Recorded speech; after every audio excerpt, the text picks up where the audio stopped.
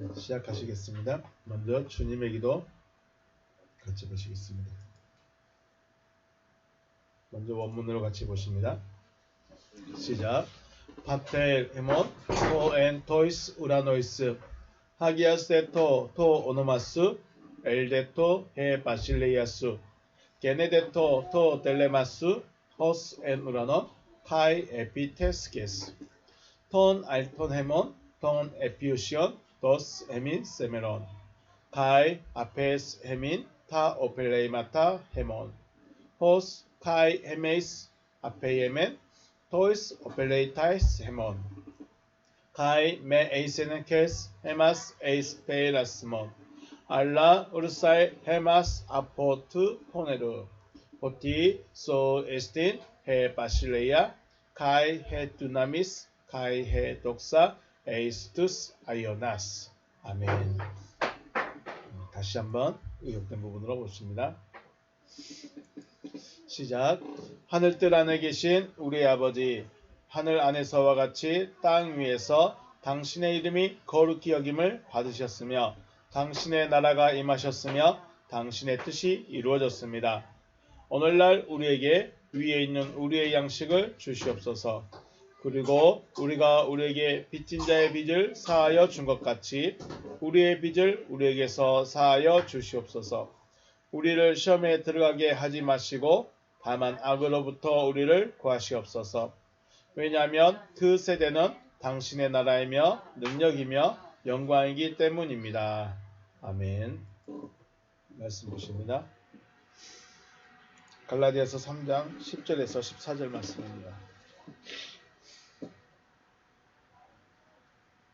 갈라디아서 3장 10절에서 14절 말씀 합독하십니다. 시작. 무릇 율법 행위에 속한 자들은 저주 아래에 있나니 기록된 바 누구든지 율법책에 기록된 대로 모든 일을 항상 행하지 아니하는 자는 저주 아래에 있는 자라 하였습니다. 또 하나님 앞에서 아무도 율법으로 말미암아 의롭게 되지 못할 것이 분명하니 이는 의인은 믿음으로 살리라 하였습니다. 율법은 믿음에서 난 것이 아니니 율법을 행한 자는 그 가운데서 살리라 하였느니라. 그리스도께서 우리를 위하여 저주를 받은 바 되사 율법의 저주에서 우리를 속량하셨으니 기록된 바 나무에 달린 자마다 저주 아래에 있는 하였습니다. 이는 그리스도 예수 안에서 아브라함의 복이 이방인에게 미치게 하고 또 우리로 하여금 믿음으로 말미암아 성령의 약속을 받게 하려 함이라. 아멘. 할렐루야. 주님의 이름으로 축복하고 사랑합니다. 하나님은 구원의 길을 예정하셨습니다. 그리고 그 길을 걷는 자에게 구원을 주시죠. 그러므로 구원이라는 그 최종의 목적을 이루기 위해서는 하나님께서 예정해 놓으신 그 길을 가야 되는 것입니다. 이것을 구약에서는 여호와의 길이라고 하시고 신약에서는 십자가의 길이라고도 합니다. 하나님께서 구원이라는 이 마침에 이르게 하시려고 이끌어 가시는 방법이 여호와의 길 그리고 또 십자가의 길이라는 것이죠. 여호수아와 갈렙이 안식일을 철저하게 지켰기 때문에 가나안을 허락하셨을까요? 여호수아 갈렙이 날마다 황소를 드렸기 때문에 가나안에 들어갈 수 있었을까요? 그들이 한 것은 여호와 하나님께서 하시겠다고 하시는 그 말씀 있죠. 뭘 하시겠다고 하셨죠? 내가 너에게 가나안 땅을 주겠다. 내가 너에게 가나안 땅을 주겠다고 하시는 그 약속의 말씀, 그 말씀을 자기 마음에 믿었습니다. 백성들이 몰랐을까요? 하나님이 우리를 아들로 삼겠다는 그 약속의 말씀, 그 말씀을 모를까요? 시편의 말씀처럼 오늘 내가 너를 낳았다고 하신 그 말씀을 모를까요? 알아요. 아는데 뭐가 차이가 있습니까? 여호수아와 갈렙은 그것이 자기의 철학이 되고 가치관이 되고 사상이 되었습니다. 자기의 정체성이 되어진 거죠. 그렇기 때문에 돌을 들어서 죽이려고 할 때 그들 앞에서 당당하게 말을 할 수 있었다는 것이죠. 백성들이 하나님을 모르는 것도 아니고 말씀을 모르는 것도 아닙니다. 알고 있어요. 그런데 문제가 뭐예요? 정체성이 되어졌느냐는 거죠. 이것을 요한복음에서는 요한계시록에서는 말씀이 되어졌느냐죠. 요한복음 1장 14절에서 말씀이 육신이 되었다라고 했죠. 말씀이 육신이 되어버렸어요.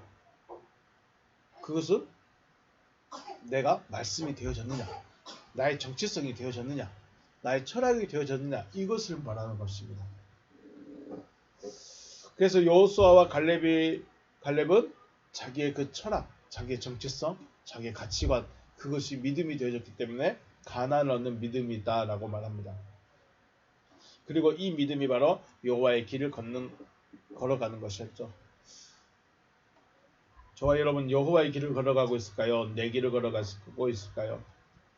히브리서 3장 17절 말씀, 또 하나님이 40년 동안 누구에게 노하셨느냐? 그들의 시체가 광야에 엎드려진 범죄한 자들에게가 아니냐? 또 하나님이 누구에게 맹세하여 그의 안식에 들어오지 못하리라 하셨느냐? 곧 순종하지 아니하던 자들에게가 아니냐? 이러보건대 그들이 믿지 아니함으로 능히 들어가지 못한 것이다 라고 말씀합니다. 가나안에 못 들어간 것은 뭐예요? 순종하지 아니했기 때문에 그렇습니다. 순종 안 했을까요? 자, 구름기둥 불기둥 걸어가고 있는데 안 따라갔을까요? 만나를 준대 난 이거 안 먹을래 하고 거부했을까요? 메추라기를 보내시는데 나 이거 안 먹을래 안 먹었을까요? 물을 주시는데 안 먹었을까요?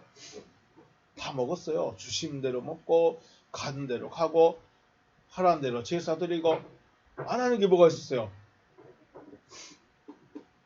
그런데 그들은 순종하지 않았다라고 말하죠. 순종하지 아니한 것이 19절에서는 뭐라고 말합니까? 믿지 아니함이다 라고 말합니다. 그러므로 순종하지 않는 것은 곧 뭐다? 믿지 않는 것이다. 믿지 않기 때문에 순종하는 것이죠. 순종하지 않는 것이죠. 저와 여러분 순종하고 있을까요? 순종하지 않고 있을까요? 여러분은 순종하십니까? 순종하면 믿는 건데 순종하지 않으면 믿지 않는 거랍니다. 그런데 우리가 중요하게 생각할 것은 그들이 길을 안 걸어간다는 거죠. 그들이 제사를 안 드렸느냐는 거죠. 그들이 광야에 있지 아니하였느냐는 거죠. 있었다는 거예요. 구름기둥 불기둥 밑에 있었고 만나를 먹었었고 제사를 드렸었고 했다는 거예요. 그런데 믿지 않는 자랍니다. 저 여러분 믿는 자가 되어주시길 주의 여러분 축복합니다. 곧 믿는다는 것은 순종한다는 것입니다. 우리 순종한다는 말을 볼까? 순종하지 않다. 우리 원문을 단어를 가져왔는데 아페이데오입니다. 아페이데오 순종하지 않다. 앞에 부정불변사 알파를 떼면 페이데오가 되겠죠. 페이도. 자 뒤에 3페이지 말씀 보시면 순종하지 않다라는 말은 아페이데오입니다. 아페이데오. 이 말은 부정불변사 알파와 확신하다라는 말의 페이도의 합성어입니다. 그러면 확신을 안 해버리는 거예요. 믿음을 안 해버리는 거죠. 그래서 순종하다는 말은 순종합니다. 하나님께 순종합니다 라는 말은 어떠한 명령의 준행의 여부를 말하는 것이 아니라 물론 준행의 여부도 있겠죠. 자, 컵에 물을 좀 따라주세요. 네, 컵을 따라줄 수도 있습니다. 근데 왜 이걸 하랬냐는 거예요. 옛날에 어떤 이런 이야기 했죠. 뭐 배추를 거꾸로 심으라니까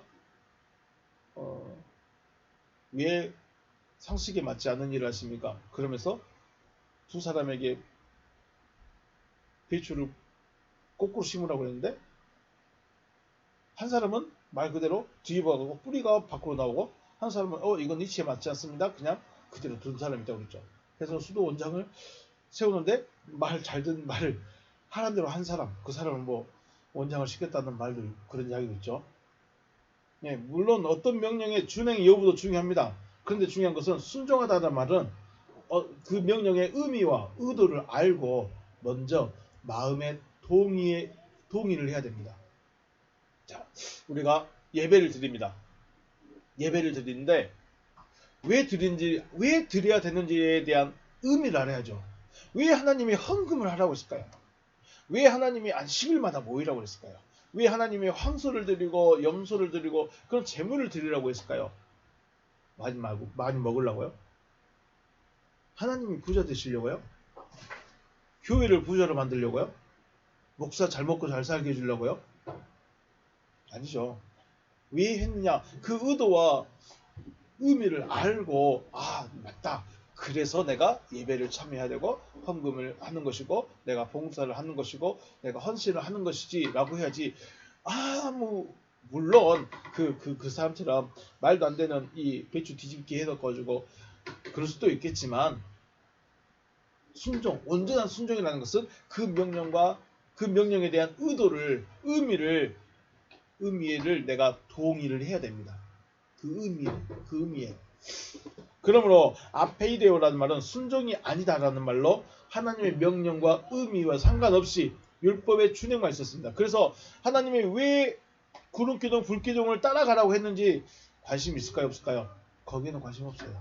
하나님이 왜 황소를 드리라고 했는지 염소를 드리라고 했는지 관심 없어요. 그냥 하라는 것만 하는 거예요. 하라는 것만 하는 거예요. 그게 바로 율법주의죠. 하라는 것만, 하라고 하는 것만 하는 거예요. 예배 모이라고 하니까 모이는 거고 설교 들어야 된다고 하니까 듣는 거지. 그것이 굳이 내 삶에 어떤 적용이 되고 내가 그 방향성을 찾아가는 데는 너무 어렵다는 거죠. 그래서 순종한다, 순종하지 않다 이 말은 하나님의 의미, 하나님의 뜻, 하나님의 계획을 알지 않고서는 순종이라는 말을 할 수가 없다는 거죠. 교회 나오니까 순종이고 헌금하고 있으니까 순종이고 예배 시간 잘 앉아있으니까 순종이고 물론 그렇게도 할 수 있는데 문제는 그는 어린아이 때의 믿음이라 생각하고 마찬가지입니다. 믿지 않다, 믿지 않는다라는 말로 아피스티아라는 말을 쓰고 있습니다. 아피스티아. 부정불변사 알파와 믿음, 신뢰, 확신이란 말에 피스토스에 합성합니다. 같은 맥락이죠. 믿지 않는 거예요. 믿음이 아닌 거예요. 순종하지 않는 것이 왜 순종하지 않는다? 하기는 다 해요. 행위는 다 가져요. 근데 마음의 동의가 없어요. 마음의 동의가 없다는 것은 그 명령을 받아들이지 않았다는 거예요. 그러니까 믿음이 아니라는 거예요. 분명히 예배는 드리고 있고 황소는 드리고 있고 구름기도 불기도 가고 있는데 그 길을 가고 있는데 마음에 믿음이 아닌 거예요. 그러니까 안식이 못 들어보는 거예요. 교회 생활이나 생활에서 어떤 명령을 행하는 것이 가치가 아니라 명령의 의미와 의도를 알고 또 의미와 의도가 나의 생각, 나의 가치관, 나의 철학이 되어져서 행함이 되어졌을 때 하나님께서 받으시는 것들이 될 수 있다는 것이죠. 그런 사람이 또 가난을 얻게 된 것이죠.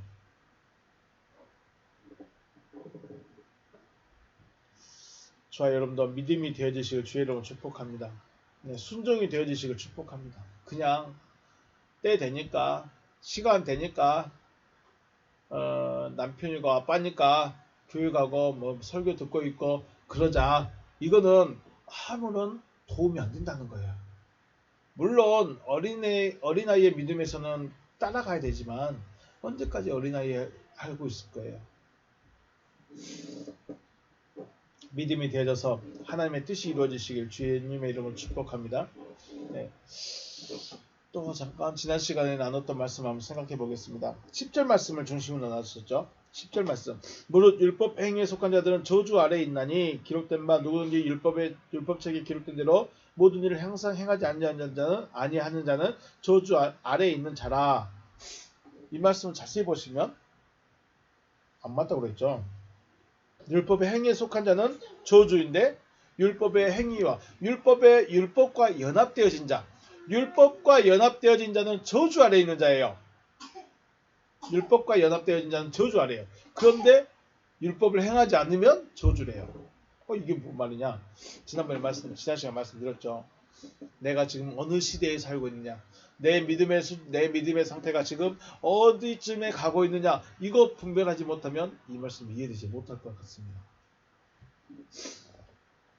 율법 행위에 속한 자들은 저주 아래에 있다는 것은 이렇게 말할 수 있다는 건 뭐예요? 바울 자신은 율법 시대에 지나 은혜 시대를 지나 진리 시대 오히려 복음 자체가 되어버린 시대를 살고 있기 때문에 지나온 그 시대, 자기가 걸어왔던 그 시대를 바라보고 말할 수 있는 것입니다. 그리고 율법책에 기록된 대로 모든 일을 항상 행하지 않는 자는 저주 아래 있다. 이 말은 이 사람은 율법 시대에 살고 있는 사람이에요. 그러니까 바울이 봤을 때는 지금 율법을 지키고 율법의 행위와 연합되어 있는 그 사람들은 결국은 저주다라는 거죠. 왜 저주죠? 교회 다니는 게 저주예요? 저주가 아니라 그 뭔 말이에요? 생명을 얻지 못한 거예요. 남편이긴 남편인데 진짜 남편이 아닌 사람하고 살고 있는 상태죠. 그래서 수가성 여인 이야기하는 것이고 아담이 말했던 남자가 부모를 떠나서 자기 아내와 합하여 한 몸을 이룰지라. 자기 남편을 만나야 돼요. 내 남편을 만나야 되는데 내 남편이 아닌 청지기 대리인이 내 남편인 줄 알아버린 거예요. 내 옆에 있으니까. 그래서 빨리 떠나야 된다라고 말하고 있는 것입니다. 율법은 분명 여호와 하나님께서 모세에게 명하신 말씀입니다. 말씀이고 명령입니다. 이건 분명하고 확실한데 이것과 연합된 자, 율법과 연합된 자들은 저주받은 자들이다. 율법을 행하고 있는 자들은 율법이 완성되어지지 않는 자. 율법은 행하는 데 목적이 아니고 율법은 완성의 목적이 있습니다. 그래서 율법이 완성된 자는 누구라고 합니까? 그리스도라고 하죠. 요한복음에서 말씀한 것처럼 너희가 성경에서 뭘 얻기 위해서 성경을 상고한다? 영생을 얻기 위해서 성경을 상고하거니와 이 성경은 누구에 대해서 증언하는 것이다? 나에 대해서 증언하고 있는 것이다. 예수에 대해서 증언하고 있을까요? 그리스도에 대해서 증언하고 있을까요? 정확히는 그리스도에 대해서 증언하고 있죠. 그리스도는 하나님의 아들입니다. 그러면 그리스도이신 예수를 지금 증언하고 있는 것이죠. 그러므로 그리스도가 되지 않았다. 그리스도가 되어지지 않았다는 것은 율법의 모든 것을 행하여야 한다는 것이죠. 문제는 율법을 행하는 데 머물러 있게 된다면 생명을 얻지 못하기 때문에 이것이 저주다라고 말하는 것입니다. 율법을 듣고 행하는 과정은 반드시 있습니다. 이 과정은 건너뛸 수가 없습니다. 이 과정을 넘어갈 수가 없어요. 분명히 지나가야 됩니다. 통과를 해야 돼요. 율법을 듣고 행하는 과정을 반드시 통과해야 한다는 것이죠. 율법을 듣고 행하는 과정에서 머물러 있으면 안 된다는 거예요. 내가 지금 열심히 주일 예배 지키고 시간 철저하게 지키고 헌금 드리고 충성하고 봉사하고 4시간 쪼개서 성경 공부하고 뭐 여러 가지 활동하고 있으면 정말 잘하는 것 같은데 거기에 머물러 버리면 안 된다는 거죠. 거기에 머물러서는 생명을 얻을 수가 없다는 것입니다. 율법을 듣고 행하는 과정을 통해서 그리스도가 되어지는 것을 의인이라고 말합니다. 그러므로 율법의 삶을 살다가 하나님의 뜻이 무엇인지 하나님의 목적이 무엇인지를 깨달아져야 돼요. 그리고 거기로 올라가야 돼요. 거기로 발전이 돼야 돼요. 그런데 발전을 안 해버리죠. 왜냐하면 그 발전된 것이 무엇인지 모르기 때문에. 분명히 율법을 잘 준행하면 그리스도를 발견하게 됩니다. 아, 이게 하나님의 아들이구나. 이 삶이 하나님의 아들의 삶이구나를 발견하게 된다는 거죠. 그리고 그 삶으로 들어가야 되는 거죠. 의인은 생명을 얻은 자 혹은 또 말씀이 되어진 자이고 의인이라 인정받은 후에는 믿음의 삶을 살아가는 것이죠. 믿음의 삶을 살기 때문에 하나님께서 받으시는 삶이 되는 것입니다. 믿음의 삶의 표현이 바로 그리스도이신 예수의 삶이죠. 우리가 누구의 삶을 닮아야 되는데 예수의 삶을 닮아야 된다라고 말하는데 과연 예수의 삶이 무엇이냐? 바로 믿음의 삶이란 거예요. 믿음의 삶이란 것은 또 다른 말로 말씀의 삶인 거죠. 말씀 자체가 살아가니까 말씀의 삶이에요. 나 혼자 내 삶을 살아가는 건 내 삶이에요. 그런데 내 안에 말씀이 들어서 말씀이 설치되고 말씀이 나를 정복해서 말씀이 이끌어가면 내 삶은 누구 삶이 돼요? 내 삶이 아니라 말씀의 삶이 되는 거죠. 믿음의 삶이라는 것은 곧 말씀의 삶이다. 그 말씀이 되어져서 살아가면 말씀의 삶이고 내가 그냥 살아가면 내 삶이고 그래서 우리가 믿음의 삶을 산다고 말하는데 믿음으로 뭘 행한다고 말하는데 말씀이 아니면 누구의 삶이에요? 내 삶이에요. 예수를 본받는 삶이라는 것은 단순하게 착하고 선하고 또 도와주면은 이타적인 삶만을 말하는 것이 아니라 아들로서 하나님께서 받으시는 삶을 살아야 한다는 거죠. 단순히 착하니까 하나님이 기억해 주실 거야. 나 착하고 정직하고 다른 사람 도와줬으니까 하나님이 나를 기억해 주시고 나를 받아주셨을 거야. 이런 삶이 아니라 말씀이 되어진 자의 삶을 살아야 하나님이 받으신다는 것이죠. 이런 믿음의 삶이 되어져서 하나님께서 받으시는 여러분과 저의 삶 되시기를 다시 한번 주의 이름으로 축복합니다. 네, 오늘 말씀 12절 말씀입니다. 율법은 믿음에서 난 것이 아니니 율법을 행한 자는 그 가운데서 살리라. 아멘. 먼저 한번 보시면 호덴 노머스 그 율법은 우크에스텐 아니다. 엑 피스테오스 믿음으로부터가 아니다. 율법은 믿음으로부터가 아니다 라고 말합니다. 알 호예사스 아우타 안드로포스 제세타이 엔 아우터이스 율법을 행하는 사람들은 율법 안에서 살아가게 될 것이다. 그럼 율법으로 살아간다는 것은 믿음으로 살아가지 않는다는 것은 율법으로 살고 있다는 거죠. 율법은 저주 아래 있는 것이죠. 그러므로 우리가 지금 믿음으로 살고 있을까요? 율법으로 살고 있을까요? 주일 예배 지켜야 됩니까? 지켜야 됩니까? 안 나오면 죽을 것 같아요. 11주 안 하면 망해버릴 것 같아요. 우리는 없지만 찬양인도든지 반주든지 뭐 설거지든지 안 하면 괜히 하나님한테 찍힌 것 같아요. 이게 뭐예요? 그 생각 자체가 율법 안에 있는 거예요. 뭔가를 해야 돼요. 그러니까 그것으로 살아가는 거죠.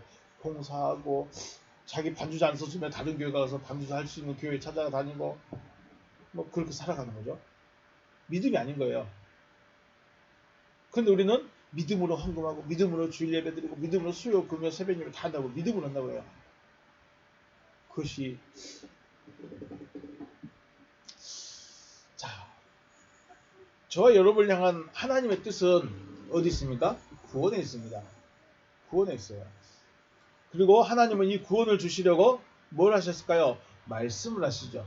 하나님의 뜻은 우리의 구원이고 그 구원을 이루기 위해서는 말씀을 주십니다. 그리고 그 말씀과 연합되어진 자는 의인이다, 믿음이다, 구원 얻는다, 생명 얻었다, 거룩하게 되어졌다 라고 표현을 하는 것이죠. 다시 한번요. 하나님의 뜻은 우리의 구원에 있습니다. 그리고 그 구원을 주시려고 뭘 하신다고요? 말씀을 주시죠. 말씀하십니다. 그리고 하신 말씀과 연합되어진 자를 바로 구원받은 자, 믿는 자, 거룩한 자, 생명 얻은 자라고 말을 한다는 것입니다. 말씀과 연합되어진 사람을 믿는 자 혹은 믿음이라고도 합니다. 믿음이 되어진 자는 명령의 준행 여부가 아니라 존재의 변화가 일어난 사람이죠. 단순히 믿음의 삶이라고 해서 주일 예배 드렸으니까 믿음의 삶입니다. 수요 예배 드렸으니까 저는 믿음을 살아갑니다. 저는 용서했으니까 믿음의 삶으로 살아갑니다. 그래서 믿음의 사람입니다. 라고 말할 수도 있지만 진짜 하나님의 믿음의 사람은 존재의 변화가 일어난 사람입니다. 존재의 변화가 일어났다는 것은 가치관의 변화, 철학의 변화, 사상의 변화 이런 우리 나의 정체성에 대한 변화가 있었다는 거죠. 무엇으로 변했을까요? 하나님의 말씀으로 변해버린 거예요. 하나님의 말씀으로 변해버린 거예요. 하지만 율법은 어디까지 변할까요? 행동의 변화만 있습니다. 믿음이라는 것은 바로 말씀은 하나님의 말씀, 흐레마타 말씀은 내 속에 들어오는데 율법은 어디로 들어와요? 내 귀에만 머물러 있어요. 지식에만 머물러 있어요. 그래서 주일날은 교회 가야 돼. 헌신하고 봉사하고 충성하는 게 내 믿음이야. 어디예요? 이게 어디까지예요? 이게 율법이에요. 율법은 행동의 변화까지입니다. 물론 행동이 변하기 때문에 가치관이 변할 수도 있어요. 철학이 바뀔 수도 있어요. 생각이 바뀔 수도 있어요. 그런데 이 근본적인 부분은 건들 수가 없다는 거예요. 우리가 진짜 뭐랄까요? 크게 깨달음을 얻었다라고 하는 사람들 보면 단순히 지식의 어떤 충격을 먹은 정도가 아니라 심령의 변화가 확 오는 사람들 있죠. 그래서 바뀌어버린 사람들. 그게 진짜죠. 그러니까 믿음의 사람도 마찬가지입니다. 이 율법적인 설교는 우리 지식만 계속해서 자극시킵니다. 그래서 행동만 강요합니다. 그런데 흐레마타 말씀은 우리 속에 들어옵니다. 문제는 지식적인 사람은 또 기본적인 우리 성향의 사람들은 이걸 흐레마타를 못 들어요. 들을 수가 없어요. 왜 그 사람이 하나님의 음성을 들으면 죽는다고 말하지 않습니까? 신의 산에서 여호와의 음성을 들어서 사람들이 죽겠다라고 말하지 않습니까? 이거예요. 직접적인 하나님의 음성을 흐레마타를 들을 수가 없어요. 그래서 기본적으로 좀 채워가는 겁니다. 처음에는. 그래서 율법을 배워서 하나님이 누군가에 대해서 하나님의 음성을 어떻게 하는 것에 대해서 좀 배우고 나서 진짜 죽는 순간이 옵니다. 그때가 가치관이 변하는 거죠. 11조와 여러 가지 절기를 철저하게 드릴 수 있습니다. 또 사람과 관계에서도 정직하고 선하고 착하게 살아갈 수 있습니다. 그렇다고 인간, 육체라는 존재성의 변화는 가질 수가 없다는 거죠. 율법을 들어서는. 인간의 존재성이나 변화는 흐레마타 말씀으로만 되어질 수 있습니다. 왜냐하면 하나님이 만들어놨기 때문에. 그렇기 때문에 율법도 하나님께서 말씀하신 말씀이기에 율법을 준행한다면 존재성이 변화될 수 있지 않겠느냐라고 말하셨지만 율법의 준행과 하나님의 말씀하시는 말씀의 차이는 여호수아와 갈렙 그리고 이스라엘 백성들의 삶에서도 잘 알 수 있습니다. 같이 들었죠. 여호수아와 갈렙만 시내산에서 하나님의 음성을 들었을까요? 백성들은 어디 다른 데가 있었을까요? 아니죠. 다 모이라고 그랬죠. 시내산 앞으로 다 모이라고 그랬습니다. 다 모여 있을 때 시내산에 강림하셨습니다. 그리고 말씀을 하셨습니다. 거기 있던 백성들이 말하죠. 우리가 너무 무서워서 죽을 것 같습니다. 무릎이 부딪힐 정도로 떨었습니다. 그런데 다른 백성들은 다 그것이 지식의 경험에 머물러 버렸습니다. 여호수아와 갈렙은 어디로 들어가 버렸습니까? 마음으로 들어가 버렸습니다. 그래서 마음에 들어가니까 자기의 정체성이 되어버린 것이죠. 그래서 의인은 믿음으로 살아가고 율법 안에 있는 사람은 율법을 준행하며 살아갑니다. 똑같은 것 같아요. 똑같아요. 여호수아와 갈렙이 살아가는 그 광야길이나 백성들이 살아가는 그 광야길 다를까요? 똑같이 걸어가요. 안식일을 만나는 거 똑같습니다. 제사하는 거 똑같습니다. 불기둥 똑같고 아침마다 만나 먹는 거 똑같아요. 그런데 여호수아는 그 사건 이후로 하나님께서 여호수아와 갈렙은 내가 보내겠다라고 말씀하신 그 사건 이후로 그러니까 정탐하고 온 사건 이후로 삶이 똑같이 걸어가는데 한 사람은 율법을 행하면서 살아가는 삶이고 한쪽 분에는 믿음의 삶을 살아가는 삶입니다. 같을까요? 다를까요? 같을 수가 없죠. 의인이 됐으니까 그 나머지 삶이 믿음의 삶이고 의인이 안 됐으니까 율법대로만 살아가는 율법을 행하여야 사는 거죠. 같이 길을 걸어가는데 방향이 완전히 다릅니다. 한 사람은 죽기 위해서 뺑뺑이 도는 것이고 한 사람은 정복하기 위해서 가는 사람입니다. 우리가 믿음을 사는데 많은 걸 고민하게 됩니다. 네. 바울이 말하고자 하는 것은 율법 준행의 과정에 머물러 있으면 안 되고 빨리 통과해야 된다라고 말하는 거죠. 율법을 행함으로 율법으로만 살 것인가? 의인 되어서 믿음의 삶을 살 것인가? 13절 말씀입니다. 그리스도께서 우리를 위하여 저주를 받은 바 되사 율법의 저주에서 우리를 속량하셨으니 기록된 바 나무에 달린 자마다 저주 아래에 있는 자라 하였습니다. 라고 하시죠. 그리스도께서 헤마스 엑세고라센 우리를 속량하셨다. 우리를 값주고 사셨다. 엑테스 카타라스툰 넘어 율법의 저주로부터 우리를 사셨다. 그리스도께서 어떻게 사셨을까요? 게메노스 히펠 헤몬 카타라 저주를 우리를 위하여 저주가 되어서 그리스도께서 우리를 위해 저주가 되어서 십자가에서 달려서 죽고 우리를 살렸습니다. 게그랍타이 가르 에피카타라토스 파스허 페마네너스 에피크루시아 나무에 달린 모든 자는 저주를 받은 자이다. 그러니까 이렇게 생각하시면 됩니다. 그리스도는 원래 누구예요? 그리스도는 원래 누구예요? 말씀 자체이시죠. 그리스도는 하나님의 말씀 자체이십니다. 그런데 그분이 저주를 받았어요. 어떻게 저주를 받은 걸까요? 무엇이 저주를 받은 상태일까요? 바로 인간의 몸을 입고 오신 자체가 저주이죠. 그 저주를 받아가지고 인간이 되셔서 십자가에 달려 죽으셨습니다. 그렇다고 해서 그리스도께서 죽으신 걸까요? 그리스도께서 죽으신 걸까요? 그리스도는 죽으실 수 없는 존재예요. 왜냐하면 영이시기 때문에. 영이시기 때문에 죽을 수가 없는 존재라는 거예요. 그럼 누가 죽었을까요? 육체이신 예수를 죽인 거죠. 실상은 예수라는 육체가 저주를 받은 것이죠. 우리를 위해 저주가 되셨다고 해서 우리가 저주가 없어진 것일까요? 제가 제 아들이 혹시 잘못을 해서 제가 벌금을 낼 수 있습니다. 그러면 아들의 죄는 없어질 수 있습니다. 그런데 이 죄, 하나님과 상관이 없는 이 죄를 예수께서 죽으니까 저주를 받아서 저주로부터 우리를 속량했다고 해서 내 저주가 없어질까요? 이것이 어느 시점의 죄인지를 우리가 알아야 됩니다. 예수의 죽음을 우리에게 적용하는 것은 내가 십자가 앞에 오는 것, 여기까지의 저주입니다. 그리고 내가 다시 하나님의 아들로 태어나는 것은 또 다른 문제이죠.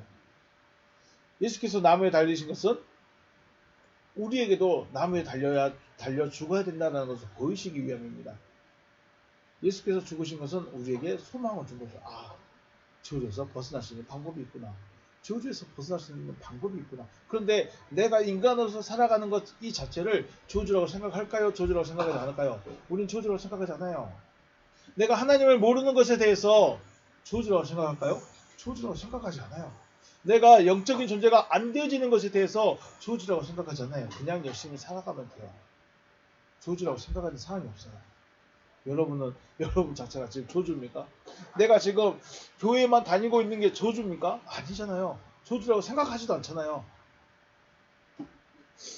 우리는 그런 거예요. 우리 관념, 우리의 민족이든지 우리 인간의 본성은 내가 십자가 앞에 안 간 것 자체가 저주라고 말할 수가 없어요. 내가 하나님을 믿지 않는 것이 저주라고 말할 수가 없어요. 아니, 하나님 안 믿는 게 뭔 저주야? 이런 말 했다가는 큰일 나겠죠. 큰일 납니다. 그런데 이걸 아는 자는 다르다는 거예요. 그러므로 내가 저주에서 벗어날 수 있는 길은 죽는 것밖에 방법이 없습니다. 예수의 죽음이 나의 죽음이 아니라 예수의 죽으심과 같이 나도 죽어야 된다는 거죠. 육체가 죽어야 돼요. 그리고 예수의 죽으심은 바로 그리스도가 되시기 위한 죽음이죠. 단순히 우리를 저주에서, 그러니까 예수가 죽으니까 나도 저주에서 딱 벗어나가지고 나도 하나님의 아들이 되어버렸을까요? 그러면 얼마나 쉽겠어요. 그럼 우리가 굳이 이렇게 살아갈 이유가 없겠죠. 예수가 죽었으니까 나는 저주에서 벗어났으니까 하나님의 아들이야. 너무 쉽습니다. 근데 그렇게 안 됐잖아요. 이거 뭘 말하는 거예요? 예수의 죽으심은 나도 그렇게 죽으라는 거예요. 나도 그렇게 죽으라는 거예요. 예수처럼 십자가에 달려서 죽으라는 거예요. 그럼 왜 죽었냐? 예수는 왜 죽었냐? 육체를 벗어버리고 그리스도가 되기 위해서 죽으신 것처럼 내가 육체를 벗어버리면 하나님의 아들로 되는 거예요. 이 과정을 위해서 죽으신 거죠. 그러니까 이 하나님의 아들이 된다는 것에 대한 약속의 말씀도 어떤 믿음도 없기 때문에 안 죽어지는 거죠. 그냥 자기 노력만 하고 있다는 거죠. 14절 말씀. 이는 그리스도 예수 안에서 아브라함의 복이 이방인에게 미치게 하고 또 우리로 하여금 믿음으로 말미암아 성령의 약속을 받게 하려 합니다. 네, 예수 원문은 한 번만 읽겠습니다. 히나 에이스 타 에드네 그 이방인들에게 해 율기야 율로기아 복음이 to 아브라함의 복이 이방인들을 향하여 게네타에 미치었다. 되어지게 하였다. 이방인들이 아브라함의 복이 되어진 거죠. and 그리스도 예수 안에서. 그리스도 예수 안에 있지 않으면 아브라함의 복이 안 온다는 거예요. 자, 그리스도 예수 안에 있다는 것은 아브라함의 복을 받은 거예요. 그게 뭔 말일까요? 아브라함의 복은 뭐예요? 약속의 복이죠. 무슨 약속의 복이에요? 하나님의 아들이 되어지는 약속의 복이에요. 어디 안에서요? 그리스도 예수 안에서. 여기서 그리스도라고 하지 않고 예수까지 간 거예요. 그리스도로 끝내버리지 않고 예수까지 갔다는 거예요. 히나 텐 유앙겔리안 투 푸니마토스 라보멘 디아테스 피스테오스 믿음으로 말미암아 성령의 약속을 받게 하려 한다라고 했습니다. 믿음으로 말미암아 성령의 약속을 받게 하려니라. 예수께서 죽으신 것은 이방인에게도 아브라함의 복이 되어지게 하시기 위한 것이다. 아브라함의 복은 약속의 복입니다. 그리고 그 약속의 실체는 누구시죠? 약속의 실체는 그리스도이십니다. 그리고 아브라함의 복은 내가 그리스도가 되게 하는 것이죠. 아브라함은 믿음의 조상입니다. 아브라함의 복이 있어야 실체가 되어질 수 있는 약속이 주는 거예요. 아브라함을 떠나서는 우리가 실체가 되어질 수가 없어요. 아브라함의 약속이 없이는 실체라는 존재가 되어질 수가 없어요. 왜냐하면 약속이 없기 때문에. 그렇기 때문에 약속을 먼저 받고 실체가 되어지는 것이죠. 아브라함은 하나님의 말씀을 수용하는 것입니다. 하나님의 약속의 말씀을 간직하고 있는 사람이 있을 수도 있고 약속의 말씀이 성취된 사람이 있을 수도 있습니다. 우리는 지금 성취되어졌다기보다도 가지고 있는 사람이죠. 그런데 이걸 가지고 있지 못한 사람도 있어요. 이걸 가지고 있다 가지고 있지 않다 이것도 뭘 말하냐면 지식으로 알고 있는 사람과 마음에 새겨져 버린 사람하고 다르다는 거예요. 마음의 지식으로 하나님의 약속은 우리를 하나님의 아들로 세우는 것이다. 지식으로 세워진 사람이 있고 이게 마음에 들어가 가지고 믿음이 되어진 사람이 있고 그러니까 성취되어진 사람으로 나눠질 수도 있다는 것이죠. 약속의 말씀이 성취되어지기 위해서는 예수의 죽으신 것 같이 나도 죽어져야 된다라고 말하는 것입니다. 지난 시간에도 봤습니다. 갈라디아서 3장 19절 말씀에 봐주셨는데 그런즉 율법은 무엇이냐? 범법함으로 더해진 것이다. 범법함으로 더해진 것이다. 천사들을 통하여 한 중보자의 손으로 베푸신 것인데 약속하신 자손이 오시기까지 있을 것이다. 그럼 약속하신 자손이 오시면 율법은 어떻게 될까요? 없어지는 거예요. 네, 청지기라고 해요. 청지기. 그래서 율법은 약속하신 자손이 오실 때까지 나를 지켜주는 청지기예요. 이 청지기에게 반해버리면 안 돼요. 이 청지기에게 반해가지고 마음 뺏겨버리면 안 된다는 거예요. 내가 실제로 만나고 연합돼야 될 사람이 그리스도라는 하나님이 약속하신 자손이 따로 있는데 내가 내 옆에 있는 청지기를 내 남편으로 여겨버리면 안 된다는 거예요. 그 청지기가 바로 율법이라는 거죠. 그러므로 율법은 약속한 자손이 누구이며 나에게 어떻게 오시는가를 알려줘야 돼요. 청지기는 옆에서 내가 당신을 흠모하고 당신을 사모하고 나와 하나 됩시다 라고 말하면 안 돼. 청지기는 뭘 해줘야 돼요? 당신이 만나야 될 사람, 당신은 누구이고 당신은 어떤 사람을 만나야 되고 당신이 만난 그 사람은 어떤 분이시고 이런 것에 대해서 잘 말해줘야 돼. 그래서 청지기한테 관심을 가진 것이 아니라 내가 만나야 될 그 내 신랑에 관심을 가지게 만들어야 돼요. 이게 누구예요? 이 일을 해주는 게 설교자들이겠죠. 설교자들은 그리스도를 만날 수 있도록 이끌어줘야 돼요. 그리스도가 누구신지 이런 것들을 이야기해줘야 되겠죠. 그리고 약속한 자손이 오셨을 때는 어떻게 돼요? 나는 자연스럽게 떠나는 거예요. 내 남편이 왔었는데 나를 지금까지 20년 동안 제 옆에 지켜줬는데 내가 어떻게 당신을 떠나 나 안 떠날래 해버리면 약속한 자손과 상관이 없는 거죠. 지금 우리가 그러고 있다는 거예요. 내가 지금까지 배워왔던 신앙이 이거고 내가 지금까지 들어왔던 설교가 이건데 어떻게 내가 당신을 떠납니까? 못 떠나는 거예요. 진짜 남편이 와 있는데 진짜 하나님의 그리스도께서 오셨는데 그 그리스도를 손에 못 박혀있는 못자국 있는 옆에 찾고 있는 여전히 가시멜로가 쓰고 있는 그 주님을 기다리고 있으면 못 만난다고 그랬죠.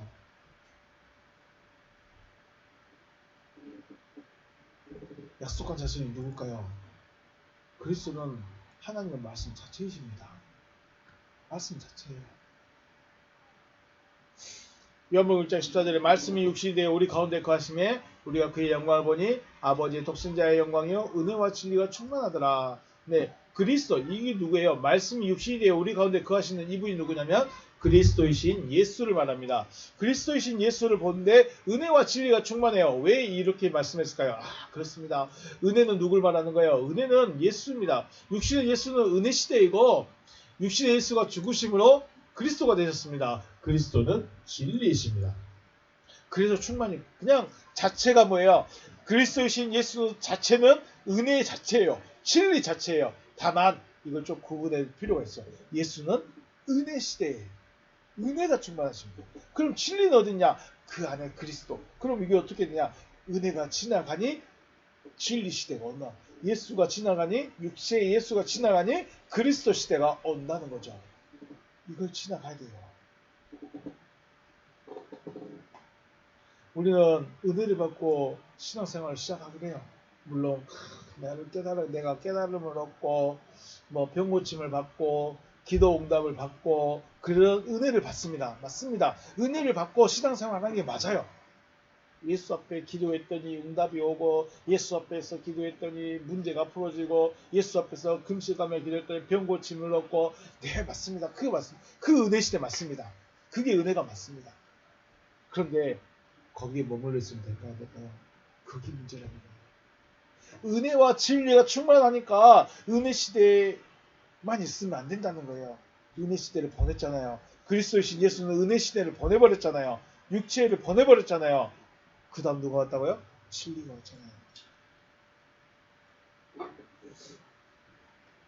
예수께서 죽으셨다는 것은 은혜 시대가 끝났다는 것이며 그리스도로 부활하셨기에 진리 시대가 되는 것이죠. 지금의 나의 신앙생활 어디쯤에 있는지 살펴봐야 됩니다. 진짜로 교회만 다니고 설교만 듣고 있다고 내가 믿음이 좋다? 내가 헌금 어려워도 헌금 꼬박꼬박하고 시간 내서 예배 다 드리고 눈 비비면서 졸면서 새벽 예배 드리니까 나는 믿음이 있다라고 했던 그 시대는 이제 지나가야 됩니다. 평생을 그러고 있으면 죽을 때까지 주님 못 만날 수도 있다는 거죠. 주님 만나기 위해서 여기서 이렇게 눈 비비고 앉아있는데 그 주님 몰라보면 어떡합니까?